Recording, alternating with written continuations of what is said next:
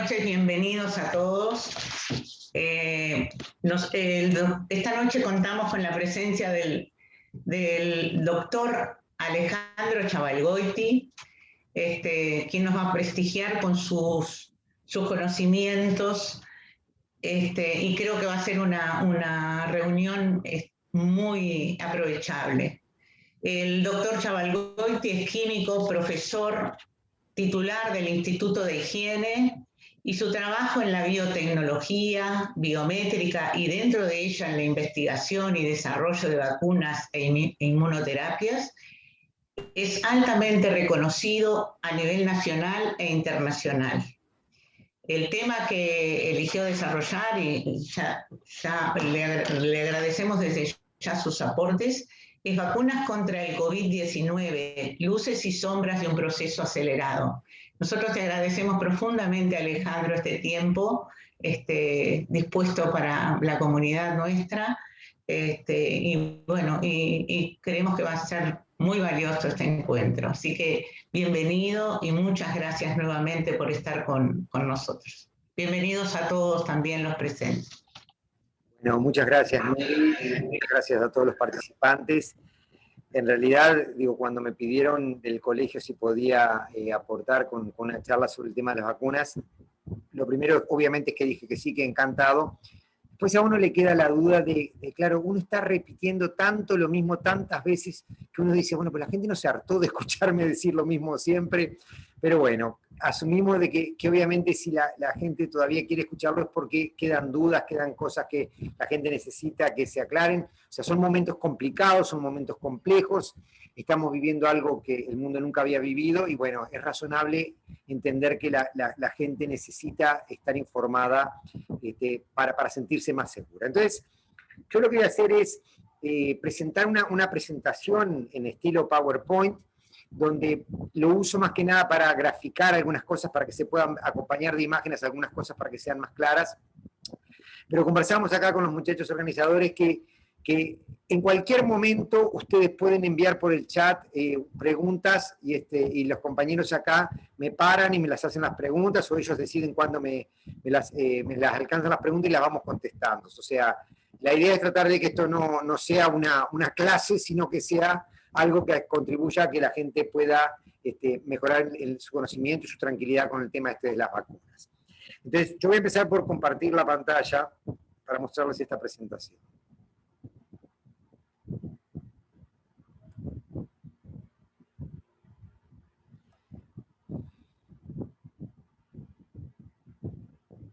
¿Ustedes están viendo en este momento la presentación? ¿Todos?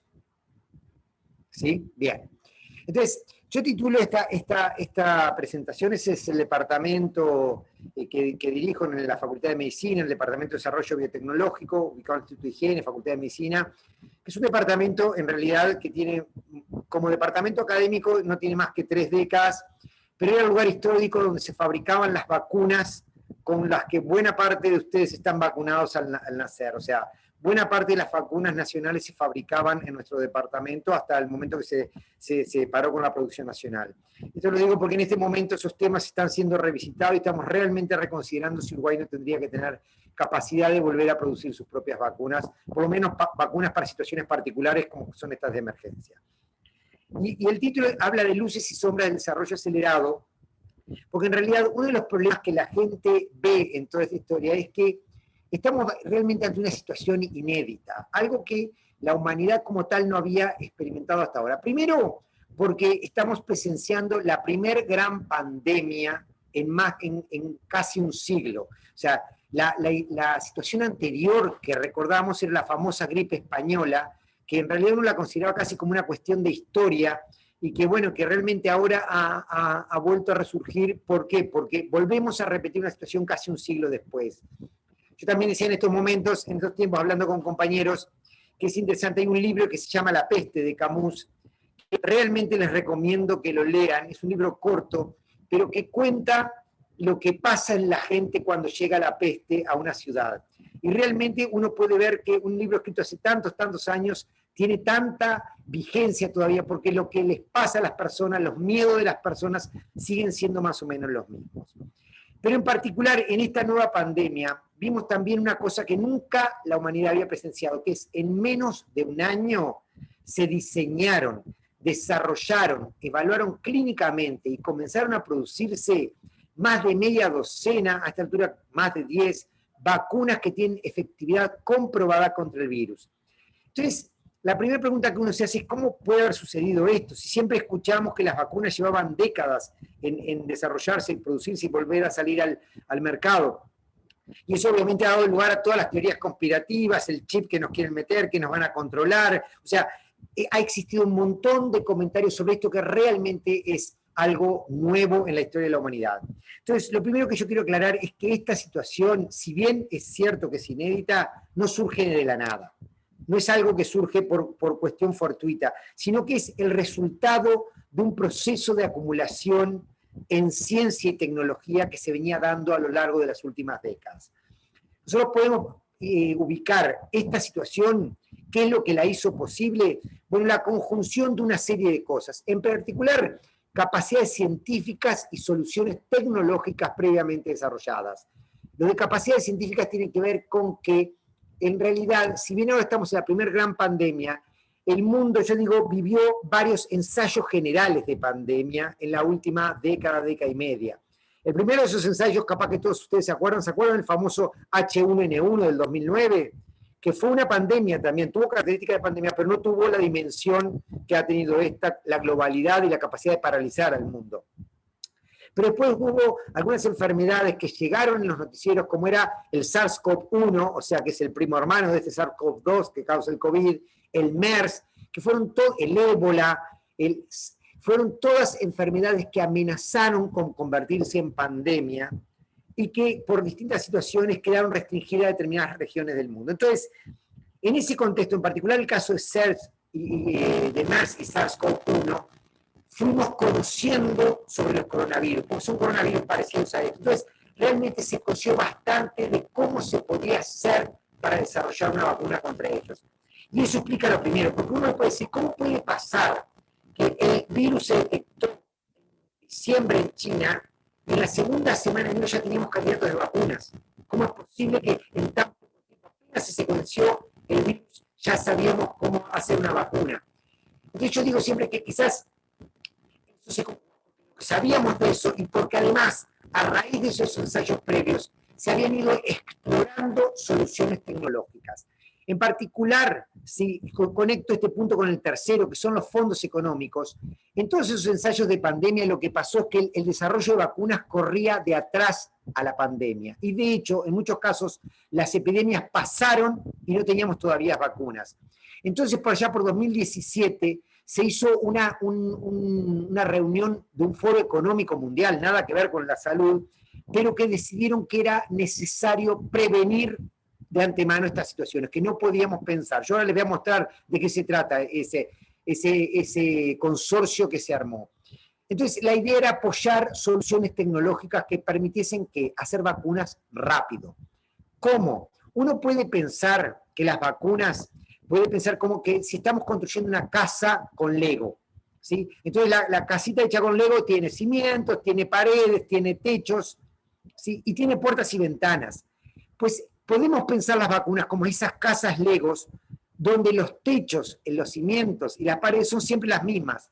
Y lo único que cambia de enfermedad a enfermedad son las puertas y ventanas. Entonces, durante muchos años se estuvieron investigando proyectos que se llamaban vacunas X, vacunas contra cualquier cosa que pudiera surgir, donde la idea era desarrollar esas casitas, ¿sí? Y donde simplemente, en caso de aparecer una nueva enfermedad, lo que pensábamos era saber rápidamente cuál era la puerta y la ventana que había que colocarle. Y de esa manera acelerábamos muchísimo. Entonces, todo eso se fue desarrollando en la última década y que fue lo que permitió ponerse en juego en este momento. Pero además las empresas biotecnológicas fueron aprendiendo cómo llevar adelante todos estos procesos. Eso sumado a fondos económicos como nunca se habían visto aportados para buscar ese tipo de soluciones tecnológicas, y eso tiene que ver con esta institución que yo les digo, permitieron que durante todos estos años estuviéramos ganando terreno. Obviamente, además, en el caso nuestro, de esta pandemia, hubo una abundancia enorme de voluntarios porque el grado de de impacto global que tenía la pandemia hacía que la gente quisiera voluntariarse para los ensayos clínicos para probar las vacunas.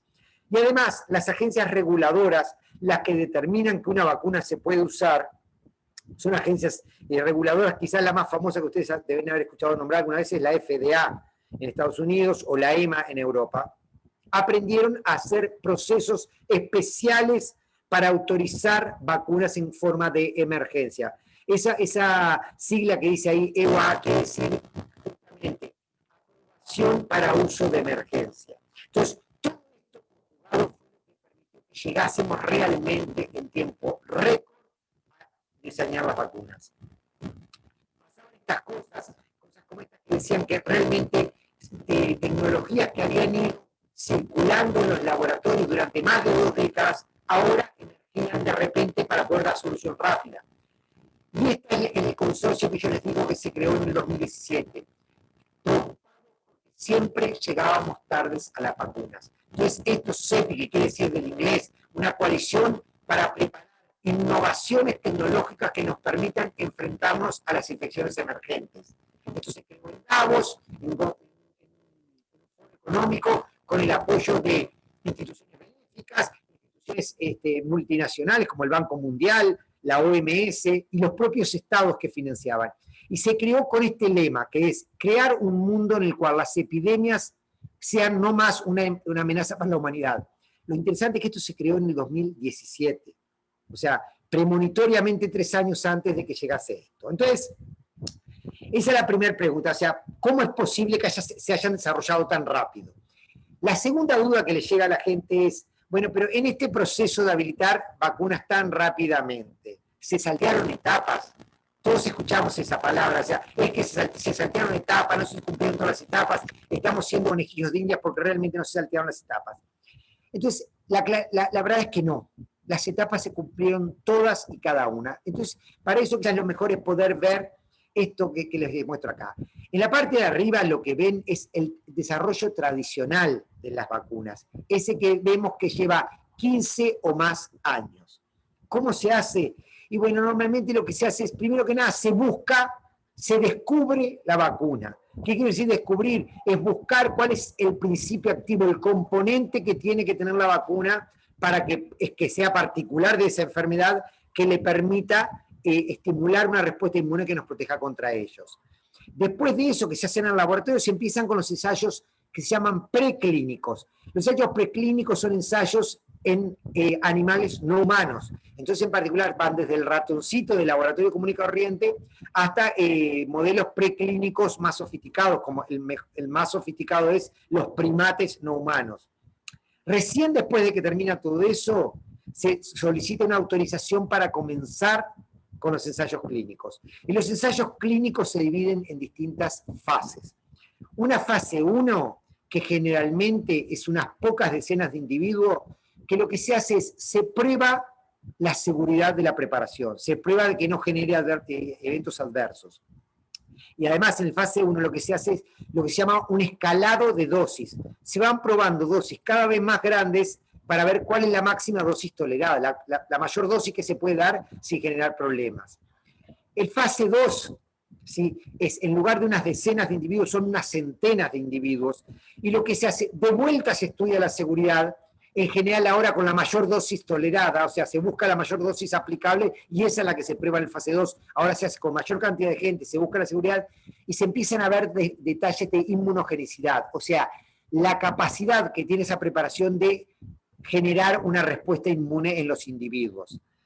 Y después de eso, después que terminan todos esos ensayos, se hace lo que se llama el fase 3, que es el famoso ensayo en el que se mide la eficacia. ¿Qué es lo que se hace ahí? Y bueno, se reclutan voluntarios, ahora pasamos de varias centenas de personas a decenas de miles de individuos. Ustedes han visto que los ensayos clínicos fase 3 tienen 30.000, 40.000, 50.000 individuos voluntarios, y lo que se hace es, se dividen los voluntarios en 2 grupos. Uno recibe la vacuna y el otro recibe algo parecido a la vacuna, pero que no tiene la vacuna, que se llama placebo. Entonces, yo les decía que en el caso esto de emergencia, lo que se hace con los ensayos clínicos fase 1, fase 2 y fase 3 es amontonarlos, superponerlos. Entonces, se hace el fase 1 y apenas se ve cuál es la dosis máxima tolerada, se empieza inmediatamente con el fase 2. Que como hay abundancia de voluntarios, no hace falta esperar, porque una de las cosas que pasaba en la parte de arriba es que para cada una de esos fases, de esos ensayos clínicos, había que juntar voluntarios y eso llevaba tiempo. Reclutar voluntarios lleva mucho tiempo. En este caso no, porque sobraban los voluntarios. Entonces rápidamente se empieza con el fase 2 y apenas el fase 2 estuvo terminado porque había abundancia de voluntarios, se juntó rápidamente los 30.000, 40.000, 50.000 personas que se precisaban para poder empezar el fase 3. ¿Y qué se hace? Dos cosas. Primero, a medida que empezaba a ser el fase 3, ya se empezó a producir las vacunas. ¿Cómo? A riesgo. La idea era que se fabricaban las vacunas de manera que si el ensayo clínico daba resultados positivos y la vacuna servía, ya estaban prontas para administrar. La contracara de todo eso es que si las vacunas demostraban que no servía, había que tirarlas por el caño. ¿Cómo se hacía eso? Se hizo este sistema de compartir los costos. CEPI, este organismo que les mostré antes, puso plata, pero además, ustedes vieron que en muchos casos los gobiernos precompraban por adelantado las vacunas, o sea, aquello de que Canadá compraba 9 dosis por cada persona, o sea, se hicieron cifras millonarias de precompra de las vacunas. Bueno, esas precompras lo que hacían era compartir el riesgo con la empresa para fabricar por las dudas. Si no servían, tenían que tirar, pero si servían, ya estaban prontos. Entonces, eso explica cómo rápidamente pasamos la etapa, lo que llevaba generalmente de 5 a 7 años, como vemos ahí arriba, acá pasó a llevar meses, nada más. Empezamos en febrero, ¿sí? Y ya se empezaban los ensayos clínicos fase 3 empezaron más o menos en mayo, junio, ya para siempre teníamos las vacunas. Entonces, lo otro que sucede es que además se terminan esos ensayos clínicos y en lugar de esperar 2 años del fase 3, se hace lo que se llama un análisis intermedio. ¿Qué es un análisis intermedio? Que en lugar de esperar los 2 años para ver cuánta gente se infectó en un grupo o en el otro, lo que se hace es, se empiezan a contar los infectados. ¿Se escucha bien ahora? Cuando se llega a una cantidad mínima requerida, si en este caso se concluyó que alrededor de 90, 100 personas era suficiente, se abre el ensayo clínico, se ve cuánta gente desinfectada estaba en un grupo o en el grupo de placebo, y si de vuelta la mayoría está en el grupo placebo y no el infectado, se considera que la vacuna es efectiva. Esa es la forma más que se saca ese porcentaje famoso de eficacia. A ver.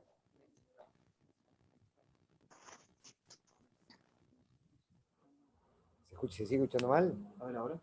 A ver ahora si sigue. ¿Sí? Vamos a ver ahí. Bueno, a ver si se sigue mal, me paran de vuelta. ¿Se está bien? Perfecto, bien. Entonces, ahora está bien. Está bien, me alegro. Entonces, lo que se hace es, en ese ensayo intermedio, en este caso lo que se vio Pfizer, que fue la primera, cuando llegaron a 96 personas voluntarios que se habían infectado, se abrió el ensayo y se vio esas 96 personas a qué grupo pertenecían. Y bueno, ahí lo que vio es 89 estaban en el grupo control y solo 7 en el grupo vacunados. Eso con una ecuación matemática predeterminada se saca el famoso 95% de eficacia que tiene la vacuna. Entonces, con esos datos se le pasa a la agencia reguladora que en lugar de tomarse años, en menos de un mes ya determinó que se podía hacer un uso de emergencia. Otra cosa importante, eso es el ensayo intermedio para el uso de emergencia. De todas maneras, el ensayo clínico continúa. La gente que participa en cada uno de los ensayos clínicos fase 3 de la vacuna que se están usando sigue en el proceso del ensayo clínico. ¿Qué quiere decir? Que se los sigue evaluando semana a semana para ver si hay efectos adversos o si hay problemas en particular con esa vacuna. Eso es lo que determina que pasamos de 15 años a menos de un año. ¿Sí? Si no hay preguntas ahí o si hay, désenla a ellas y ellos me la hacen. Pero eso es lo que explica. Entonces, esa es la situación que tenemos. Entonces, la siguiente pregunta que tenemos, ya sabemos cómo se hizo tan rápido, ya sabemos si se saltearon etapas.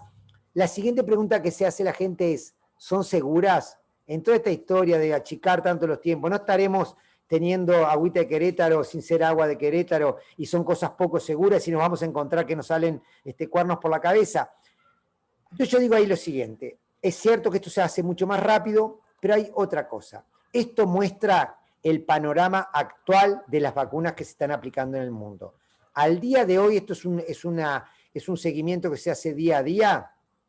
¿Sí? Al día de hoy, lo revisé antes de venir para acá, ya hay 825 millones de dosis de vacunas aplicadas en el mundo. Yo digo, no hay reaseguro de la seguridad más seguro que el hecho de que se está vacunando masivamente. Además, el mapa mundi que ustedes ven ahí, el color en verde oscuro representa la mayor intensidad de vacunación, y cuanto más claro es que prácticamente no hay vacuna. Como pueden ver, además, la distribución de las vacunas es bastante desigual en el mundo. Pero además tenemos una situación, estas vacunas se están aplicando masivamente, 820 millones, pero además se les está haciendo un seguimiento en tiempo real. Yo digo siempre, si mañana se vacuna una persona en Indochina y le sale un grano en la cara al otro día de la vacunación, al otro día en todos los portales de noticias en el mundo se habla del grano en la cara y si podrá tener relación con la vacuna. O sea, realmente se le está haciendo un seguimiento enorme. Entonces yo digo los problemas que hay salen en las noticias y sin embargo realmente no han pasado mayores problemas para la cantidad tremenda de vacunas que se está aplicando. Entonces yo creo que esa es la demostración más clara de la seguridad que tienen estas vacunas. 820 millones de dosis vacunadas en este tiempo, comenzando, como ven ahí la curva, en diciembre 14. ¿Qué son las vacunas que estamos usando? Y bueno, yo lo que les decía, son casitas Legos que tienen todas las mismas puertas y ventanas, simplemente que la casita tiene distinta forma. Entonces, son de las vacunas más tradicionales, la de virus inactivado, que es, por ejemplo, la que nosotros estamos usando masivamente en Uruguay, que es la Sinovac, ¿sí? Que es una tecnología súper estándar, es una tecnología que tiene casi un siglo de aplicación, que quizás el primer ejemplo fue este que vemos acá, la vacuna inactivada para la polio. Otras vacunas como la de AstraZeneca, como la Sputnik, o la de Johnson Johnson, que usan lo que se llama vectores víricos. Lo que se hace es se toma otro virus, un virus que es absolutamente atenuado para uso en humanos, y se lo carga con un poquito de información genética del virus SARS-CoV-2. ¿Con qué? Con la información genética para que produzca la famosa proteína Spike, que es la que todos sabíamos al principio, que es la que permite proteger, inducir la respuesta que protege.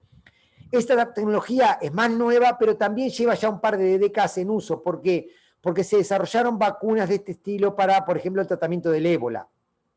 Entonces son vacunas que realmente ya se han probado a campo. Después vacunas basadas en proteínas también es una tecnología súper conocida y son proteínas recombinantes. La primera vacuna de proteínas recombinantes se hizo en el 80 de hepatitis B. Son realmente vacunas también muy conocidas. Y después las recién llegadas al mundo, que son las famosas vacunas de ARN mensajero, que además han demostrado ser las que generan respuestas más fuertes. Esto sí que es una tecnología nueva, nunca antes se había usado en humanos.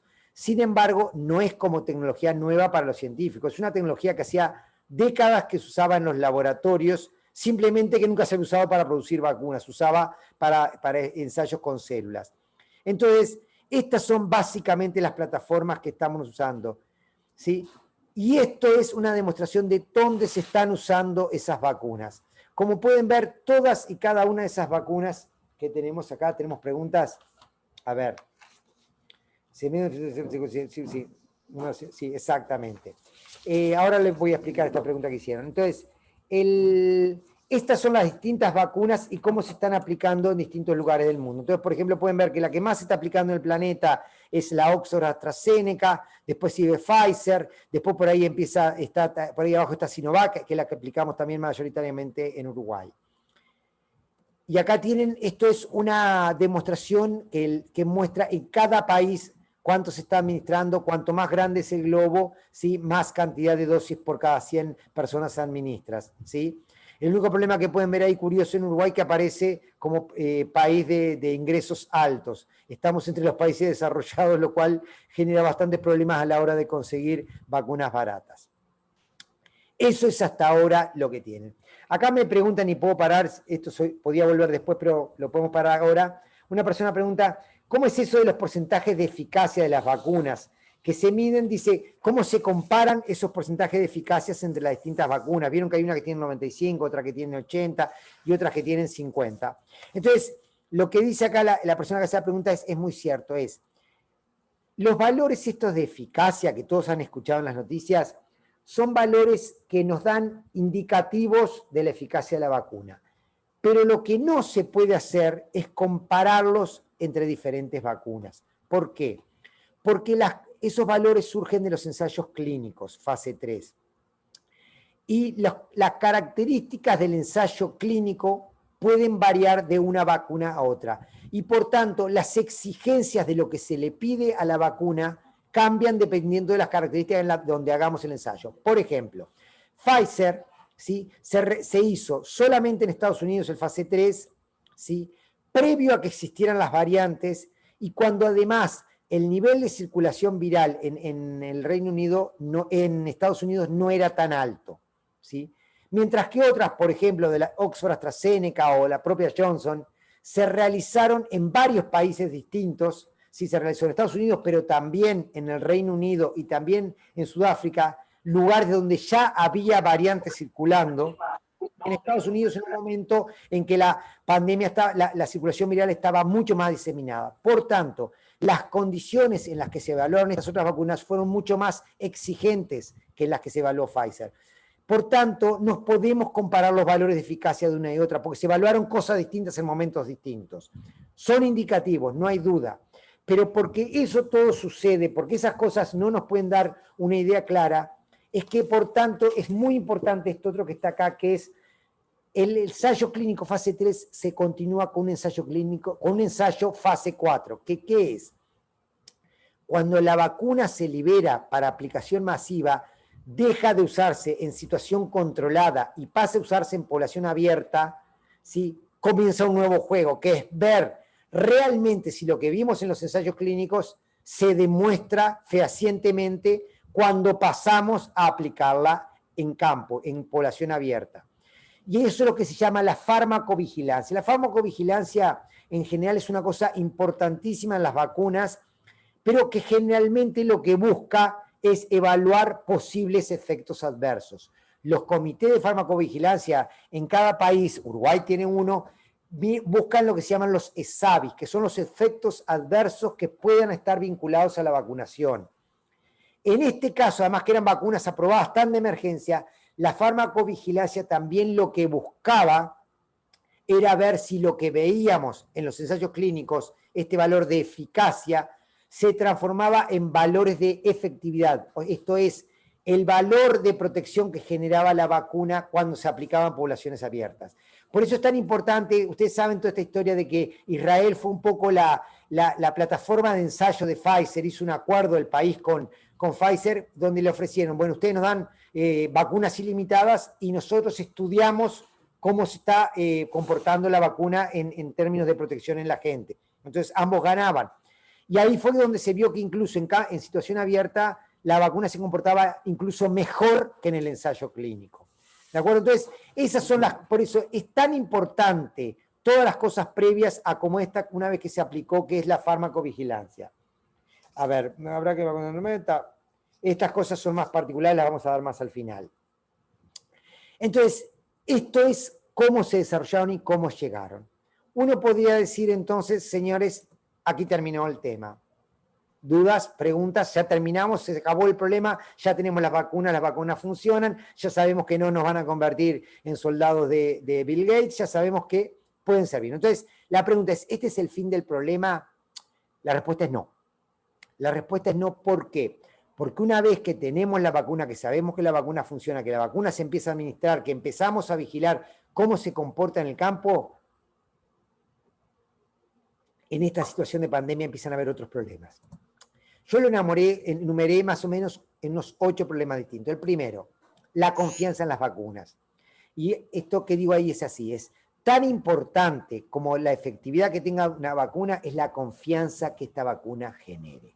Por eso es que repetimos estas charlas hasta el hartazgo, porque entendemos que no solo es importante, o sea, yo como científico puedo no tener ninguna duda, pongo el brazo a la vacuna que sea porque sé cómo se desarrollaron, pero es importante que además que la gente tenga confianza en esa vacuna. Entonces, por eso, además de hacerlas bien, hay que generar en la población la confianza de que las vacunas funcionen.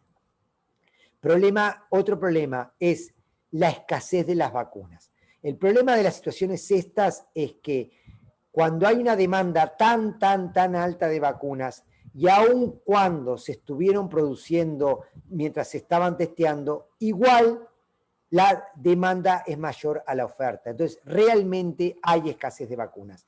Esta escasez de vacunas está claro que va a suceder desde el primer día, ¿sí? Pero esa es la situación en la que nos vamos a encontrar. Probablemente por buena parte de todo este año sigamos teniendo ese problema. Va a seguir habiendo escasez de las vacunas. Entonces, la OMS ya lo aclaró desde buen tiempo. Esto, fíjense que es una publicación desde febrero de 2021, cuando recién se habían empezado a aplicar las vacunas, decía, bueno, hay lugares donde realmente va a demorar muchos meses en llegar las vacunas.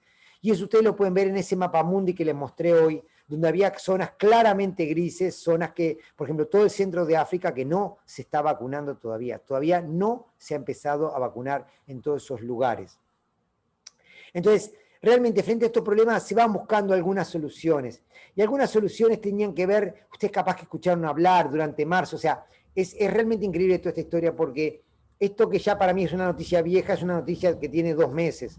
Sin embargo, ha pasado tanta agua bajo el puente en este tiempo que se empezó a decir, bueno, si no tenemos vacunas, podemos, porque una de las cosas que pasaba es, si nosotros recibimos 1000 vacunas en Uruguay, uno de los problemas que nos enfrentamos a la hora de decidir cómo aplicamos la vacuna es, nosotros recibimos hoy 1000 vacunas, ¿qué hacemos? Vacunamos, las vacunas son de 2 dosis, vacunamos a 1000 personas y esperamos que lleguen en tiempo las otras 1000 vacunas, o solo vacunamos 500 personas para asegurarnos que tenemos las 500 para dar la segunda dosis a las personas. Esos son los problemas que nos encontrábamos. ¿Y qué pasa si esta vacuna no la conseguimos, si conseguimos otra vacuna?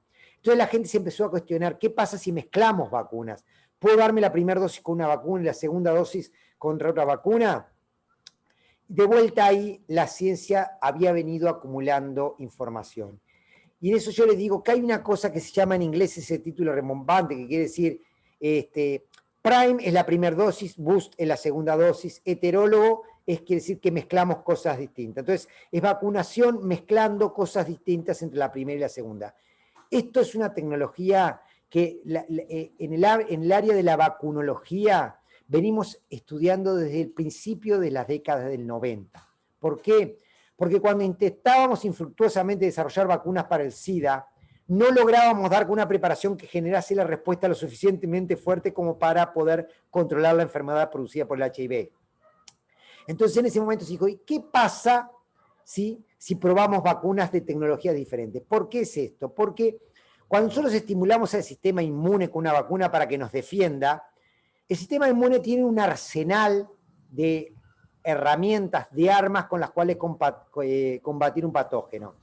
Entonces, en general, una plataforma puede favorecer más el desarrollo de un arma y otra el desarrollo de otra arma. Entonces, si combinamos las vacunas, tenemos los revólveres y los metralletas. Podemos activar distintos mecanismos efectores del sistema inmune para que puedan realmente ser más eficaces. Entonces, no era tampoco una cosa sacada de la galera, algo nuevo. Y de hecho, enseguida se empezaron a usar protocolos de investigación clínicas. Esto es un estudio de la Universidad de Oxford, donde empezó a mezclar la vacuna de AstraZeneca con la vacuna de Pfizer. Hay otro estudio que mezcla AstraZeneca con Sputnik. Ahora empezó uno en el cual la primera dosis es AstraZeneca o Pfizer y la segunda Moderna o Johnson. O sea, son cosas normales.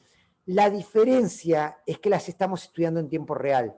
A medida que vamos necesitando, las vamos estudiando. Pero no es algo que no hayamos probado antes. Esto sí está recontra probado. Estamos viendo cuáles pueden ser las efectivas. Acá me alcanza otra pregunta. Vamos a ver. ¿De dónde se saca el virus para crear la vacuna? Si no es de origen humano, ¿qué riesgo hay? No, el virus, deben estar preguntando por la vacuna de vectores víricos. Es un virus humano, es un virus que causa los adenovirus. La vacuna de AstraZeneca usa un virus humano, pero que produce resfríos comunes, ¿sí? Lo que se llama un adenovirus, y además se los sobreatenúa, se lo modifica para que esté muy, muy, muy atenuado. Entonces, no tiene ningún tipo de riesgo. Lo que no hay ninguna vacuna que introduzca el virus del COVID vivo en la persona, no hay ninguna.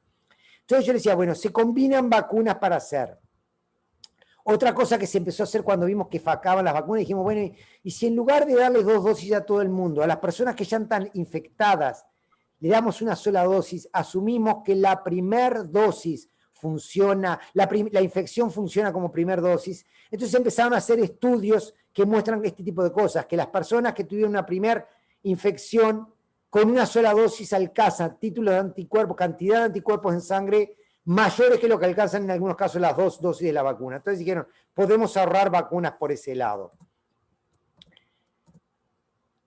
El segundo problema. Entonces, el primer problema, como les digo, se va estudiando en tiempo real, pero se van encontrando soluciones. Hasta ahora muchas de esas soluciones no se han tenido que aplicar porque, bueno, lo que ha pasado es que los países que tienen vacunas han podido mantener las 2 dosis con las vacunas. Segundo problema, la distribución desigual de las vacunas. Esto yo lo decía antes de que las vacunas estuvieran desarrolladas, cuando se empezó a discutir todo este tema de quién iba a acceder a las vacunas, si las vacunas iban a acceder todo el mundo, se le iban a llevar todos los países ricos, y me preguntaban a mí como científico qué definíamos nosotros. Yo me acuerdo que en ese momento dije, el desarrollo de una vacuna es un problema científico, no político. Ahora, la distribución equitativa es un problema político, no científico.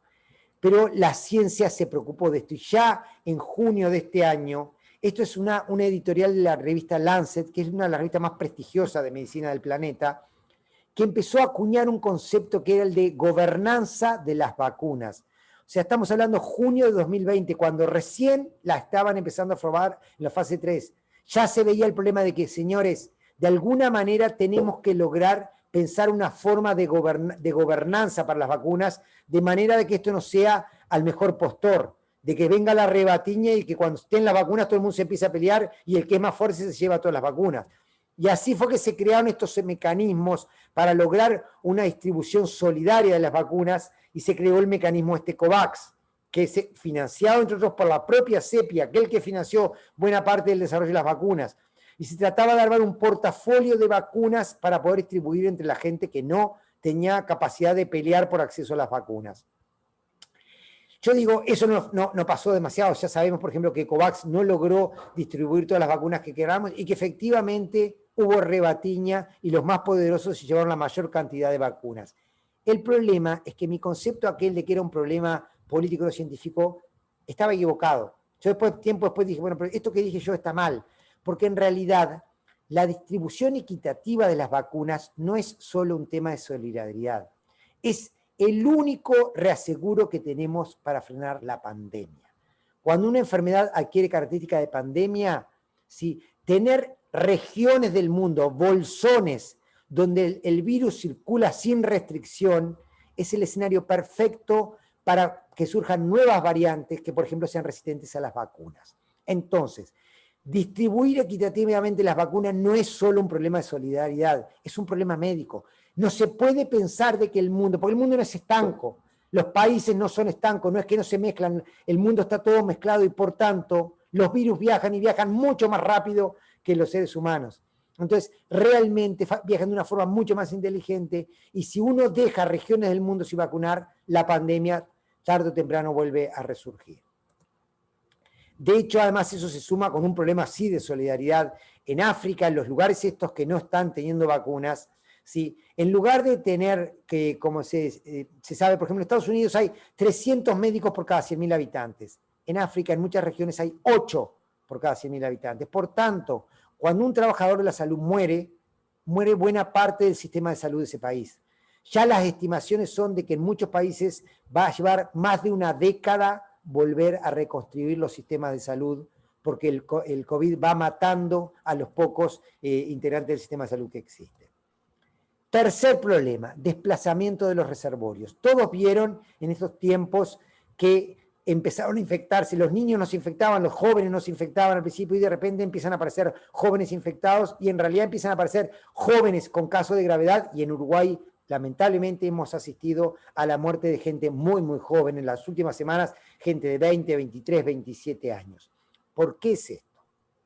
Una posibilidad es eso que se habla de que porque hay variantes nuevas, pero hay otra posibilidad, es simplemente los virus buscan los reservorios donde se pueden reproducir mejor. Entonces, si uno necesita vacunar una población... Mi amor, ¿Alguien está hablando? ¿cómo haces para sacar el Zoom? Bueno. Apaguen el micrófono, por favor. Si uno empieza a vacunar una determinada franja etaria, el virus va a buscar otros lugares a donde desplazarse. Entonces, razonablemente se va a ir desplazando cada vez hacia si empezamos a vacunar los más adultos, se va a ir desplazando hacia poblaciones más jóvenes.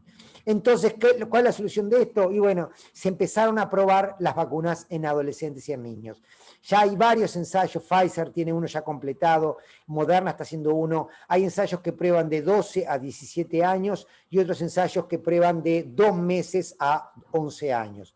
Ya se están probando las vacunas en esos ensayos clínicos para demostrar si son igualmente efectivas. ¿Saben? El siguiente problema, variantes del virus. Todos empezamos a escuchar en algún momento de que el virus había empezado a variar y que aparecían la cepa británica, la cepa sudafricana, la cepa brasilera. Entonces, de nuevo, de vuelta a lo mismo. Se empiezan a hacer nuevos desarrollos que no requieren todos los ensayos clínicos iguales. Generalmente cuando se hace una modificación de la vacuna no requiere eso. De hecho, ustedes saben, por ejemplo, vacunas de las gripes son nuevas todos los años y sin embargo no se hace un ensayo clínico cada año. Entonces ya se están probando para intentar tener mejoras, preparaciones que permitan combatir esas variantes más eficientemente. De todas maneras, ya sabemos que igual las vacunas que ya contamos, en cierta medida, tienen un nivel de protección adecuado para esas variantes. No contra la enfermedad sintomática, no son tan buenas contra la enfermedad sintomática, pero sí son buenas para prevenir los casos más graves. Entonces, acá hay algo que yo digo ahí que es definir correlatos de protección. Esto es un tema científico, pero es lo siguiente. ¿Se acuerdan que yo les decía que el sistema inmune tiene un arsenal de armas para combatir contra el virus? Bueno, si nosotros sabemos de ese arsenal de armas cuál es la arma más efectiva, podemos medirla eficientemente para saber si la vacuna está siendo eficiente contra esa variante, como en ensayos de laboratorios. Por ejemplo, si nosotros sabemos que son los anticuerpos los que protegen, si ese es el correlato de protección, entonces podemos hacer un ensayo de laboratorio en células en cultivo, en el cual vemos si esos anticuerpos bloquean la entrada del virus variante a las células. Y eso nos da una idea de si la vacuna que genera esos anticuerpos va a proteger o no. O sea, ¿qué quiere decir? ¿Por qué digo todo esto? Quiere decir que a medida que estamos aplicando las vacunas, se siguen haciendo todos esos estudios para tratar de anticiparnos a los problemas que van a venir. Pero además hay otras cosas que no tienen que ver con la investigación científica. En la Universidad de Florida, en Estados Unidos, ¿sí? Estados Unidos tiene una particularidad que es que la gente está muy evaluada y por tanto es muy fácil coleccionar muchísimos datos de la gente. Si uno tiene muchos datos, puede hacer modelos matemáticos que predigan en forma muy certera lo que va a pasar. Y esto es un estudio de la Universidad de Florida donde las personas se hicieron la siguiente pregunta teórica. Ahí va. Nosotros tenemos una vacuna contra una cepa estándar, que es en este caso el azul, y la empezamos a aplicar y empieza a circular una variante que es la amarilla. Entonces, ¿qué es lo que va a pasar en la población? Entonces, acá tenemos en esta primera gráfica, ¿sí?, lo que pasa cuando no tenemos vacunas. Pero sí tenemos las medidas de distanciamiento, de las medidas no farmacológicas que se le llaman, que es distanciamiento social, mantenimiento de la burbuja, tapabocas, higienes de manos. Entonces vemos que con esas medidas empieza a bajar el número de cepas estándar que circulan, pero cuando empieza la variante, porque tiene mayor contagiosidad, por ejemplo, empieza a circular más rápidamente. Lo que muestran es que si tenemos una vacuna contra la cepa estándar, aun cuando tenga efectividad reducida contra esa variante, igual a la larga, en la medida que la aplicamos, la variante baja. Siempre y cuando mantengamos el resto de las medidas no farmacológicas. Distancia sanitaria, uso de tapabocas, higiene de manos. ¿Qué sucede si aplicamos la vacuna pero relajamos esas medidas? Pasa que la cepa estándar baja, pero la variante toma el control de la situación. Entonces, eso nos da una idea de cuánto tenemos que mantener las medidas no farmacológicas mientras estamos aplicando la vacunación. Siguiente problema. ¿Qué pasa con vacunar a los infectados? Al principio hace unos meses pensábamos que la infección generaba al menos 6 meses de protección. Después vimos de que en realidad en determinadas poblaciones, por ejemplo mayores de 65 años, eso podía ser menor. ¿sí? Y que además entre distintos individuos la protección no duraba lo mismo. Por eso fue que bajamos la situación. ¿Se acuerdan que originalmente se decía, las personas que están infectadas, que tuvieron una infección, tienen que esperar 6 meses para vacunarse? ¿Por qué tenían que esperar? Y porque no lo necesitaban. Entonces no vamos a gastar vacunas en ellos si no lo precisábamos. En función de esta situación cambiamos de 6 meses a 3 meses. Todas las personas ahora tienen que esperar 3 meses para vacunarse. Y ahora los últimos 2 problemas, que es, el primero, es la falsa sensación de seguridad que se produce luego de la primera dosis. Estos son problemas, los 2 siguientes problemas que voy a dar ahora son problemas particularmente de Uruguay. Este es el primero, la sensación de seguridad luego de la primera dosis. Y yo hace un tiempo salí en la prensa a hablar del escenario ideal de una tormenta perfecta. ¿Por qué? ¿Qué quería decir con eso? Nosotros usamos mayoritariamente en Uruguay la vacuna de Sinovac, de la cual sabemos que nos protege en una altísima proporción contra las enfermedades graves, siempre y cuando administremos las 2 dosis.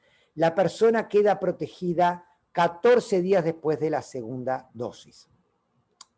Entonces, si la persona, ¿sí?, que está con una sola dosis piensa que ya está protegida y se expone al virus, lo que vamos a tener es virus circulando en una población que está subprotegida. ¿Y eso qué quiere decir? Que el virus, si el virus circula libremente en una población que no tiene ningún tipo de protección, no tiene por qué ajustarse a nada porque circula libremente, ¿de acuerdo? Ahora, si le ponemos un poco de presión selectiva, ¿sí?, el virus probablemente intente adaptarse a esa presión selectiva y acomodarse para que sufrir lo menos posible. Entonces, una población subvacunada tiene un poco de presión selectiva sobre el virus y el virus puede mutar para adaptarse a la situación, para hacerse más resistente a eso. Eso quiere decir, puede llegar a aparecer virus que sean más resistentes a la vacuna. Por eso es que es tan importante tener claro que la primera dosis no tiene que darnos sensación de seguridad. Y porque además el vacunado puede todavía contagiar. Entonces, si el que tiene una primera dosis ya se libera normalmente, empieza a estar más expuesto a contagios por otras personas, aun cuando esas otras personas ya tengan las 2 dosis. A ver qué me pasa acá. A ver. Ups. No sé qué me pasa aquí ahora. No me deja. Ahí va. Problema, la situación en la que está ocurriendo en Hungría, Chile y Serbia. Sí. Problema 7 es en qué condiciones se aplica la vacuna. Yo esto es algo que vengo repitiendo en los últimos días, ya quedan esta y otra más, así ya terminamos y no se aburren. Yo digo lo siguiente, la frase ahí es, la celeridad del impacto de un programa de vacunación depende del estatus sanitario al momento de comenzar. ¿Qué quiero decir con esto? El impacto de una vacuna se puede ver a 2 niveles, a nivel individual y a nivel comunitario. A nivel individual es la protección que le genera al individuo que la recibe. Y a nivel comunitario es como la acumulación de gente vacunada genera una situación de una sociedad más protegida. El impacto individual es independiente del estatus, del estado, de la situación epidemiológica en la cual se empieza a aplicar. La persona se va a proteger igual, la persona que recibe las 2 dosis 14 días después está protegida independientemente de lo que pase alrededor. Ahora, el impacto comunitario depende directamente de la situación epidemiológica al momento de aplicar la vacuna. Yo digo siempre, no es lo mismo vacunar, esto lo decía incluso antes que estuvieran desarrolladas las vacunas, el año pasado cuando me lo preguntaban, no es lo mismo comenzar a vacunar con una situación controlada como la que teníamos en Uruguay en aquel momento. En aquel momento nos imaginábamos que íbamos a seguir con esa situación, decíamos, bueno, cuando empecemos a aplicar las vacunas en Uruguay con la situación de control que tenemos de la pandemia, realmente rápidamente vamos a ver los efectos. No es lo mismo aplicar en eso, ni siquiera es lo mismo aplicar, si podíamos empezar a aplicar las vacunas, por ejemplo, en enero, cuando la situación recién estaba empezando a crecer, que empezar a aplicarlas ahora en que tenemos situación de circulación viral diseminada e incontrolada. La protección individual va a ser la misma, pero el efecto comunitario va a demorar más en aparecer, porque el efecto comunitario depende de esa situación epidemiológica en la que lo estamos aplicando. Por eso yo he acuñado estos días ese término de que quizás tengamos que blindar más que abril, porque probablemente demoren en aparecer. Pero aun cuando ¿sí?, logremos que aparezcan rápidamente esos efectos, yo digo lo siguiente, y esta es la última cosa. El problema final, y es un problema que en Uruguay lo estamos viendo en este momento, es pensar que esto se traduce a una carrera de vacunas versus virus. Señores, si la duda es quién gana la carrera entre las vacunas y el virus, yo le digo, el final de esto ya está claramente definido de antemano. Gana la vacuna. Va a ganar la vacuna. No hay ninguna duda de que tarde o temprano la vacuna gana. El problema es que en el concepto de una campaña para proteger a nuestra población, no solo importa vacunar rápido, sino además que debemos prevenir todas las muertes evitables. ¿Qué quiero decir con esto? Que si esto es una guerra entre las vacunas y el virus, la guerra ya la sabemos que la va a ganar la vacuna. El problema es cuántas víctimas vamos a tener en esa guerra. Y la obligación de un programa de salud es tratar de minimizar al máximo posible esas víctimas. Lo que tenemos que evitar de todas maneras son las muertes evitables. Estas muertes que estamos teniendo día a día que nos están impactando por la televisión, ¿cuántas de esas podríamos estar evitando? Entonces, ¿cómo se hace eso? Yo digo, para que el programa de vacunación pueda realmente tener el impacto que tenemos, las vacunas funcionan, las vacunas son buenas, las vacunas van a ganar, no tengan dudas. Ahora, para que realmente tengamos el impacto que queremos y evitemos la mayor cantidad de muertes prevenibles, tenemos que lograr que ese programa de vacunación no solo sea bueno, no solo sea efectivo, no solo sea rápido, sino que además se dé en condiciones de la menor circulación viral posible. Es realmente importantísimo que logremos bajar la circulación viral para que las vacunas puedan actuar de la forma más eficiente posible. Ese es el mensaje que para mí en este momento es importante dejar para terminar esta charla. Necesitamos no solo vacunar, sino tratar de hacer por todos los medios bajar la circulación viral para que las vacunas puedan hacer su trabajo de forma adecuada. Porque además, recuerden lo que les dije en la slide anterior, si nosotros tenemos estos niveles de alta circulación viral con variantes de virus circulando en poblaciones que están algunos vacunados y otros no, generamos escenarios para mayores problemas que se nos pueden presentar adelante. Bueno, yo con esto termino y ahora sí puedo responder las preguntas que todos quieran. Se hizo muy largo, pero bueno, vamos a intentar ver. A ver. Bien. ¿Cuánto duran los efectos de la vacuna? Me preguntan acá. No sabemos. La respuesta sencilla es esa, pensamos, por lo menos duran tanto como desde que las estamos... O sea, el primer ensayo fase clínico, fase 3, empezó por allá por junio del año pasado. ¿Sí? Esa gente, no ha aparecido nadie de esos vacunados que se haya infectado más. Se siguen infectando, porque imaginen lo siguiente, los ensayos clínicos comienzan en junio. La gente está solo protegida por 3 meses. Después del tercer mes del fase clínico, como el ensayo clínico continúa, empezaríamos a ver que los números empiezan a igualar. Empieza a aumentar la cantidad de gente que se infecta en el grupo vacunado. Por ahora los ensayos clínicos siguen demostrando de que la gente que se infecta sobre todo en los grupos control. O sea que por ahora parece estar durando. Pero ¿cuánto va a durar? No sabemos. Si vamos a tener que dar un nuevo refuerzo de esta vacuna dentro de 6 meses, 1 año, por ahora no lo sabemos. ¿Habrá que vacunarse anualmente? No lo sabemos. Fíjense que en toda esta historia hay un tema, todos ustedes deben haber escuchado hablar de famosa inmunidad de rebaño, porque ya a esta altura todos esos conceptos se manejan públicamente. Y que se habla del 70% de vacunados para llegar a la inmunidad de rebaño. Bueno, la realidad es que en este virus todavía, en este momento lo que estamos discutiendo, lo que se discute en las revistas científicas, es si vamos a lograr alcanzar alguna vez la inmunidad de rebaño. ¿Por qué? Porque si el virus muta demasiado, es poco probable que logremos para... el concepto de inmunidad de rebaño implica que la persona vacunada ya no transmite más la infección.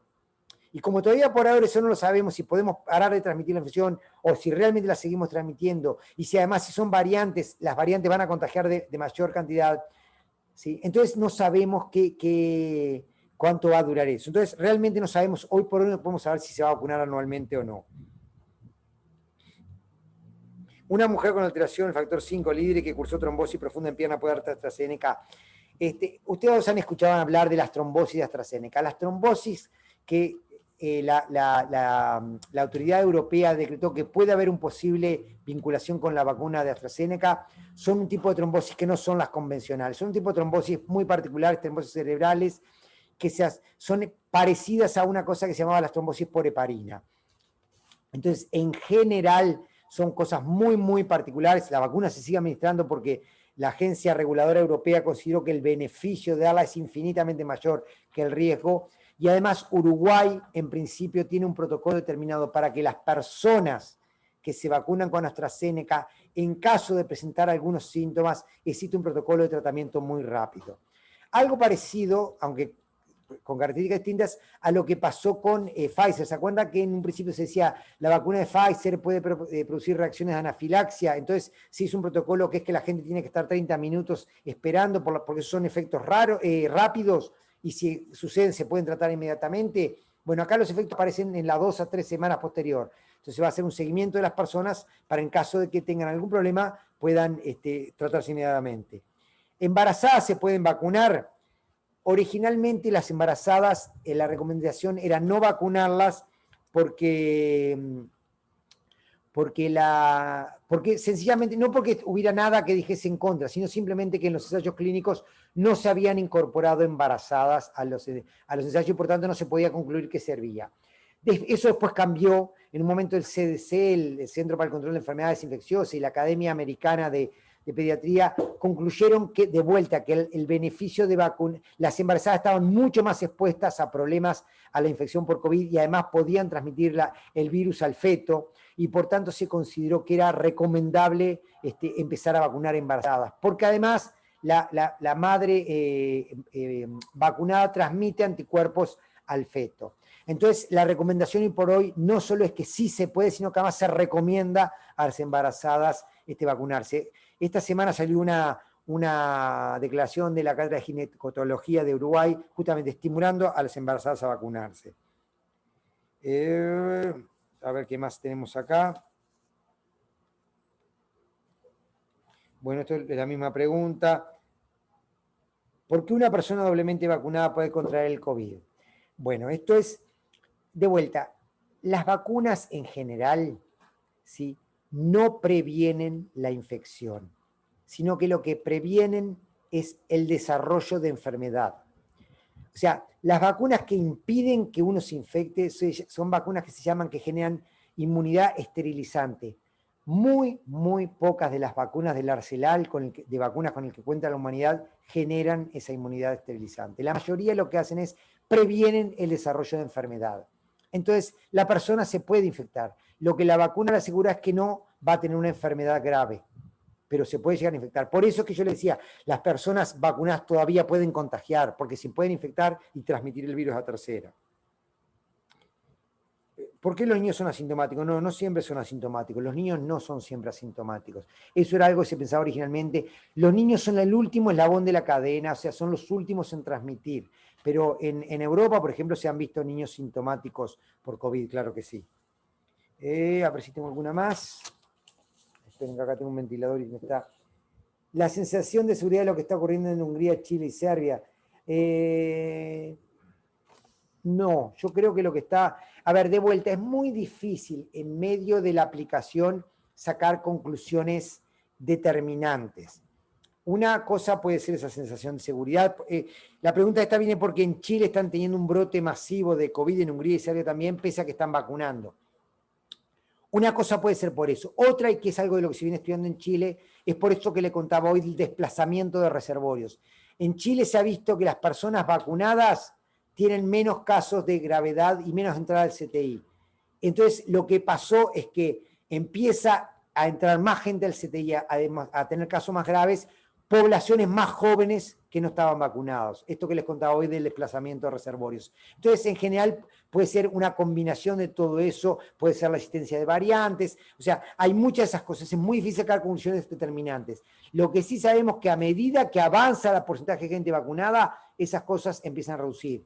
Vamos a tener que, cuando yo digo quizás haya que blindar más que abril, es porque eso consideraba la situación estática de que la gente que se infecta hoy es la que se va a seguir infectando. En la medida que vacunamos a esa población, se acabó el problema. El problema que lo que vemos es que en realidad la gente que protegemos, el virus se desplaza a otros reservorios. Entonces seguimos en las condiciones que tenemos, por ejemplo, en Uruguay hoy de altísima circulación viral, ese desplazamiento se da muy rápido y por tanto lo que pensamos que se tapará en un mes va a requerir más tiempo para resolverse. Cuando pensamos en esta conferencia teníamos unas expectativas altísimas, Alejandro, porque conocemos tu trayectoria ya desde el año pasado, te hemos escuchado. El otro día cuando conversaba contigo y me decías, bueno, cómo pensábamos esto, y decías que yo solo hablo si tengo algo para decir, y como buen científico, aportás tus conocimientos, no solo el conocimiento a la sociedad, y lo haces de una manera tan generosa, tan didáctica, tan solvente, que eso que decía yo al comienzo de que nos sentimos prestigiados con tu presencia y con este tema, que si bien hay una sobreinformación, esa bajada a tierra, con esa claridad, con esa didáctica, porque realmente ahí aparece el docente claramente, no solo el científico, sino la generosidad del que enseña, y la paciencia, porque cuando pensamos en esta conferencia, dijimos, bueno, es algo así como el príncipe de las vacunas, ¿no? Del Uruguay, con prestigio internacional, va a ser muy esclarecedor esto. Y sin duda ha sido enriquecedor, esclarecedor. Pensamos en esta conferencia a través de nuestro canal de YouTube para evitar todo tipo de cosas, pero bueno, desde la ingenuidad no pregunté o no preguntamos si a partir de ahí se podían o no hacer las presentaciones. Así que además lo paciente que ha sido con estos detallecitos técnicos que hubiéramos querido evitar por esto que te decía. Y muchísimas gracias, Alejandro, muchísimas gracias a todos los que han compartido este momento.